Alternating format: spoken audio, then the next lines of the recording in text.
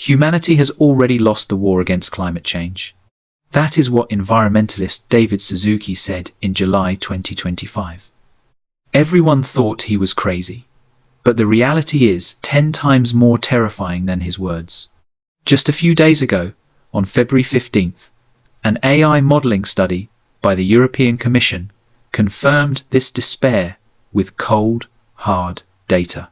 Climate change could plunge over 1.1 billion people into a food crisis. That includes more than 600 million children. You think extreme weather is just news? Carl Sagan said it long ago. Extinction is the rule. Survival is the exception. Hearing that now, every word stings. If we continue to let the climate deteriorate, the crisis of human survival will no longer be a distant hypothesis. It will be an immediate test. You think that's bad enough? Listen to this quote from American eco-theologian Michael Dowd. It will send shivers down your spine. If just one major breadbasket fails completely, within the next 16 months, more than half the global population, that is, 3 to 5 billion people, will starve to death. And this scene could very likely happen within this decade. To be honest, I didn't want to make this video. Every time I post content about Earth's extreme climate, some people think it's just selling anxiety. But the reality is different. If you actually look at the real scientific data and the extreme weather of recent years, you might find yourself wishing for a climate savior to pull us back from the cliff. But after flipping through all the scientific data, you will find there is no magic pill. Planetary problems are not someone else's business. And the truth isn't pretty. For the rest of this video, let's look at this mess together. Let me be clear up front. Nothing in this video is subjective speculation. It is all based on 10 solid scientific facts. No one dares to fake these things. We can only tell the truth. Let's see how many chances humanity actually had to stop climate collapse. And why did we miss every single one of them? Was David Suzuki just alarmist? Have we really lost completely? First, let's look back at the past few decades. The moment for the world to unite and save the Earth finally arrived. Well, actually, that moment never existed. If you don't believe me, let's count the opportunities we had to save the climate but chose to abandon. Let's see how much hope humanity has wasted. In the 70s and 80s, global leaders didn't even mention climate change. It wasn't until scientific evidence became undeniable that the UN finally acted. In 1988, the IPCC was established. Put simply, it was meant to teach climate science to decision makers. In reality, those decision makers didn't care. Sure, they created the United Nations Framework Convention on Climate Change. The name is a mouthful, and it sounds grand. The result? Setting rules without enforcement is useless. Then there are the COP meetings that make the news every year. Countries gather to meet. They claim to make decisions. In reality, it's just tourism on the public dime. Don't rush. By the end, you will understand why so many chances to save us failed every time. You will also understand why the decade we are in right now is the most dangerous in human history. This convention finally bore its first fruit. Countries agreed to stabilize greenhouse gas concentrations and stop destroying the climate.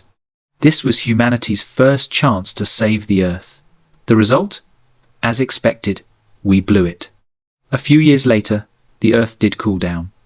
You think it was because of global efforts? Wrong. It was because of a massive volcanic eruption. Mother Nature helped us out. Humanity did nothing.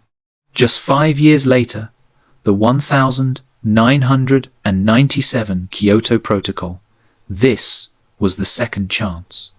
37 industrialized countries promised that between 2008 and 2012, greenhouse gas emissions would be cut by 5% compared to 1990 levels. Sounds like a real plan, right? The result? Just the ratification process dragged on until 2005. It didn't even mention a temperature limit. This wasn't saving the Earth, this was fooling the Earth. 2010. the Cancun agreements, the third chance. Finally, a temperature limit was mentioned for the first time. They said we needed to keep warming within 2 degrees Celsius of pre-industrial levels. But the scientific data back then already said it clearly. Let alone 2 degrees, even below 2 degrees, the fragile ecosystems of many small nations would be utterly destroyed. Result? Failure again. The fourth chance, the one everyone pinned their hopes on, the 2015 Paris Agreement. 195 countries gathered together. They said they would control warming to well below 2 degrees and strive for 1.5 degrees. That day should have been the day humanity united to save the planet. Before this, you could argue that nations didn't understand the severity of the climate problem. But after the Paris Agreement, that excuse was gone. The result? Because of self-interest, because of greed, because of economic inequality. All those promises turned into empty words. Current scientific predictions say that by the end of this century, Earth will warm by 3.5 to 4 degrees Celsius. That isn't just a number, that is a death sentence for the planet. But even if all promises are empty words, we cannot just give up, because the lag in the climate system gives us one last buffer period. This is the final chance Earth is leaving for humanity. What's even more ironic is that as you watch this video, COP30 in Brazil has just ended. Once again, nations failed to reach a substantial agreement on cutting fossil fuels.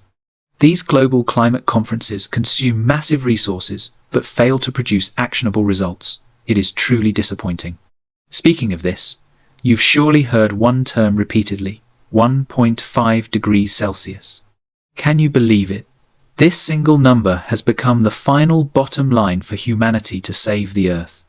But many people don't know what this 1.5 degrees actually means. It sounds like the temperature just got a little higher, right? Why does everyone treat it as a lifeline? The answer is suffocating. This 1.5 degrees is an average. It means global temperatures are 1.5 degrees higher than pre-industrial levels. Pre-industrial refers to the era before humans started pumping out massive amounts of greenhouse gases, roughly 1850 to 1900. It's not that scientists are bad at history. That's just when we started having complete global temperature records. To put it plainly, this 1.5 degrees is the red line for human damage to the climate. But who could have guessed? We couldn't even hold this red line. In 2018, the IPCC issued a warning. If we didn't stop, global warming would hit 1.5 degrees between 2030 and 2052. Back then, we had over a decade. We had a chance. Did we listen? Absolutely not. The IPCC later said that to keep 1.5 degrees alive, global carbon emissions must peak before 2025. By 2030, they need to drop 43% compared to 2019. Methane emissions must drop by a third. This is a strict order. Now comes the most ironic part. During the Lunar New Year of 2026, the carbon emission data for 2025 came out. Guess what? Not only did it not drop, it hit a new record high. The following content is all hard data. Every bit of it will chill your heart. First, look at carbon emissions. In June 2025, atmospheric CO2 concentrations surged to 420 parts per million. You might not have a concept of this number. Let me visualize it for you. The last time Earth's CO2 concentration was this high was over 3 million years ago. Back then, global temperatures were 2.5 to 4 degrees higher than today. Sea levels were 25 meters higher. 3 million years ago, human ancestors hadn't even appeared. And now, we have dragged the Earth back to that era. What's more terrifying is that the consequences of these emissions have a time lag. The emissions from today will only show their evil results in the coming years. We are creating a disaster that our children and grandchildren will have to pay for. Say sorry to them in advance. We didn't protect the Earth. But it doesn't end there.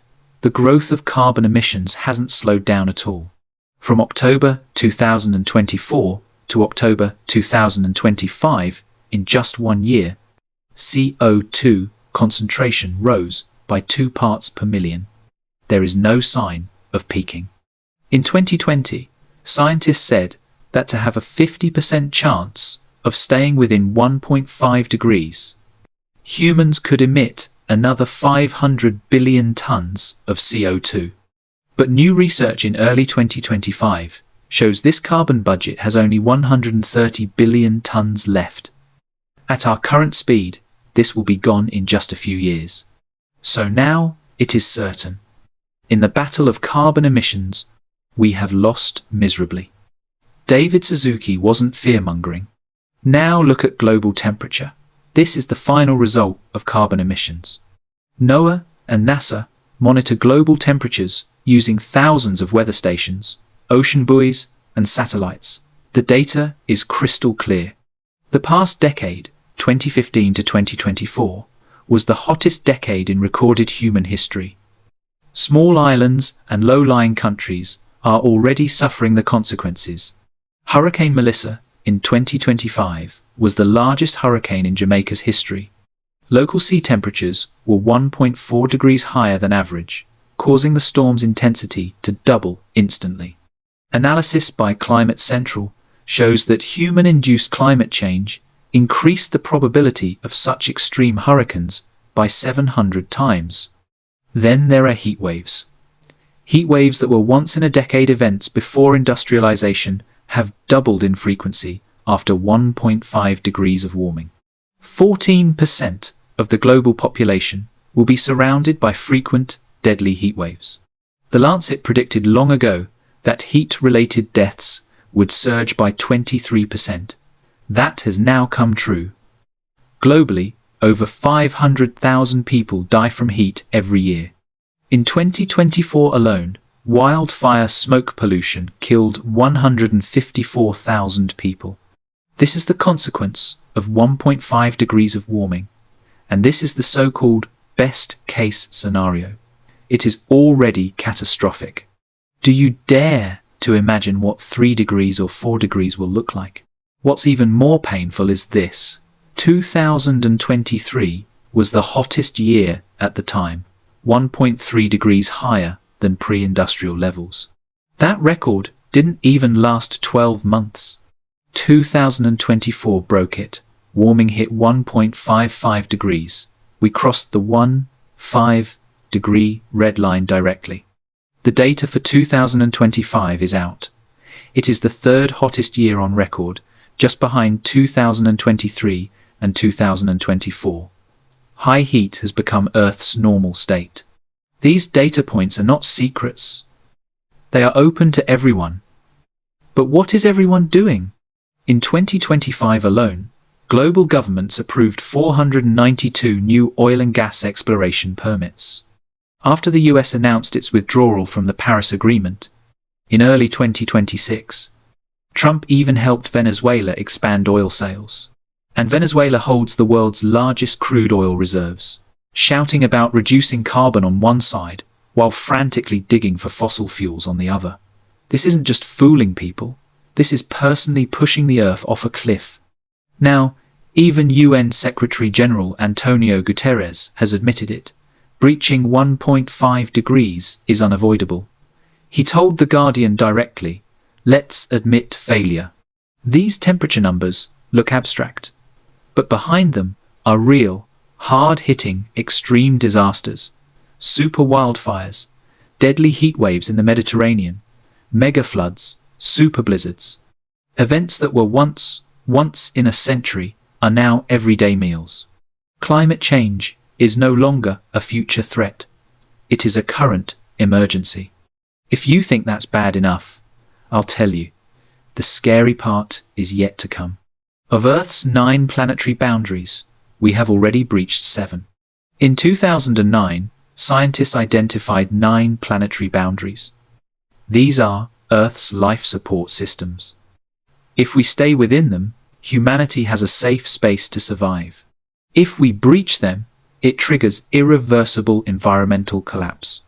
Put simply, these are Earth's 9 lives.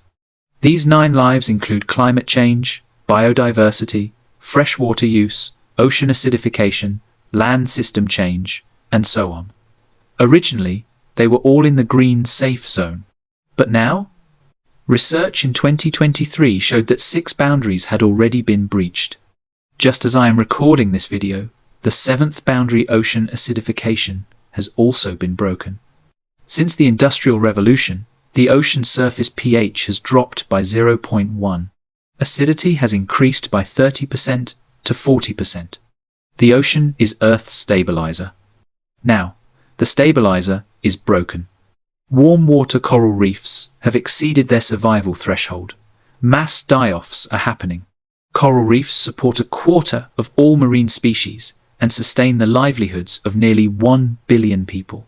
Once the coral reefs are gone, the marine ecosystem collapses completely. Breaching boundaries has terrifying consequences. But fortunately, Earth's resilience is far beyond our imagination, and we already possess the technology to reverse some of the damage. We just need everyone's consensus and action. Currently, of Earth's 9 lives, only 2 remain safe: stratospheric ozone and atmospheric aerosol loading. The ozone layer is recovering. Why? Because the whole world worked together to phase out CFCs.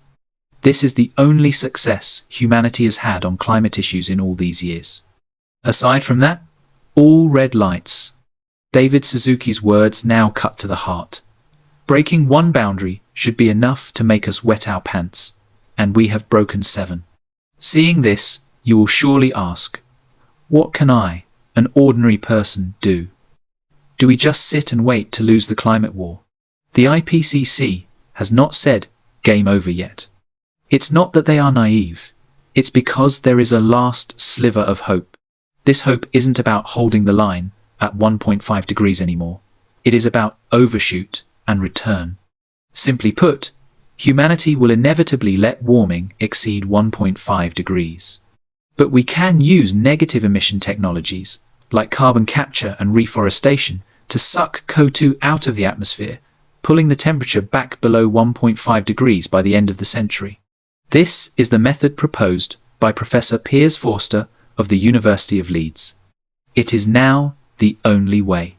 To achieve this, we must use every available method: renewable energy, electrification of transport, carbon capture, methane reduction, reforestation. Anything that reduces carbon or absorbs carbon must be deployed.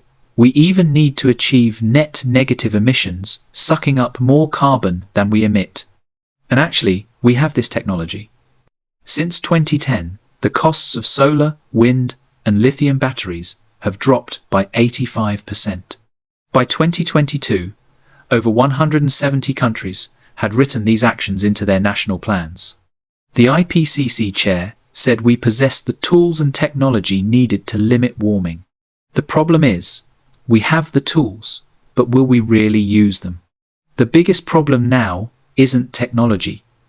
It is responsibility. It is the human heart. It is those big corporations and decision makers who are stalling action for the sake of profit. When millions, tens of millions, hundreds of millions of people start paying attention to the climate and changing their habits, it creates social pressure. It forces those decision makers and corporations to act. When the majority of people discuss the climate problem together, not to complain, but to build consensus, it lets those in power know, we do not want to watch the Earth be destroyed. We demand change.